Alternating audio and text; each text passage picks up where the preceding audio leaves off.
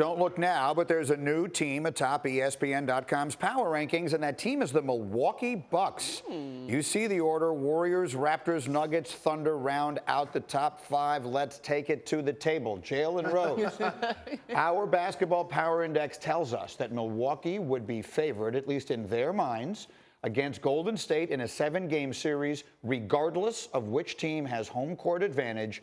Which is the best team in the NBA, Milwaukee or Golden State? The Golden State Warriors, the team that are going for their, third straight championship and fourth in 5 years. We know that. That's history. How about right now and into the immediate future? Right now, the Golden State Warriors have to be my choice because the thing we aren't talking about a lot, we saw KD do his amazing crossover early. Klay's having a breakthrough season. Is Steph Curry is having an epic year.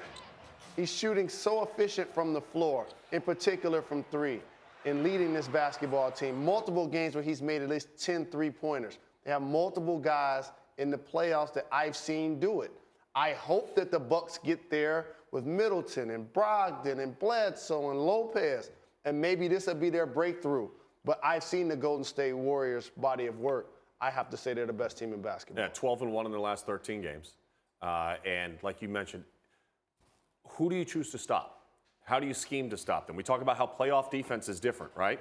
And everybody's saying, well, you can't have James Harden doing what he does because in the playoffs, they're going to defend those on-ball screens differently. They're going to force him, kind of like the Hawks did last night, into taking some bad shots, lower percentage, and having to give the ball up. Well, if the Warriors are giving the ball up, which when they're at their best and they're playing playoff basketball, that's what they're doing. They're giving it up to another all-star that can score 30 or 40 points on a given night. And for me, there's no doubt the Golden State Warriors are the best team in the NBA. I think there's too many all-stars on the Warriors team at the end of the day. Like you said, you can't take one away. And then also you have to give some credence to this idea that there's experience there. I think we've been talking about it with the Lakers. Like, there's just not enough experience to make a playoff push. And so the Warriors have all the experience in the world of these 7-game series and all the pressure that comes along with it. And here's what they're going to talk about. And KD's going to the Knicks and all this other stuff, where the Bucks haven't had to deal with that. And I would not take them in a 7-game series against the Warriors because of that. I will throw this on the table. And certainly if you made me bet an amount of money that mattered to me on the outcome of that series, I would bet it on Golden State. I'm not crazy. But what I would say is this. The best players on the Warriors historically have not always been at their best in those biggest moments. Last year, if Chris Paul doesn't get hurt, the Rockets beat them in a conference final that they had no business winning.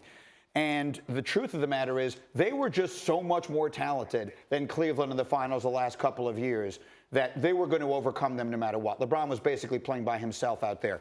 This cast around the Greek Freak, while no one knows their names, is way better than the players that were around LeBron James in the finals last year. So if you put those best players on the Warriors up against a wall and make them play big in big moments, I'm interested to see if they do it. Like you said to me, that's history. And last year's Cavs team does not make it out of the East this year, because those teams have elevated and gotten better in that conference. Milwaukee's better than them without question. And yes? Steph Curry, while he hasn't been a finals MVP, that doesn't say that Kevin Durant hasn't been terrific in those moments, because he has. He's been back-to-back finals MVP. So what happens in the playoffs But he was so much better. See, he was so much better than the team that he was playing. When you go back, and I understand, now I told you not to bring history into this, and I just did. I understand that. But if you go back historically, in big moments where these games are close and everything matters, it has not always been his best time. Go back to OKC. Oh, okay, so who for Milwaukee has been at their best? Well, no one's been there. They haven't had a chance to be there. We'll see. So hopefully, again, I want to see your Bucks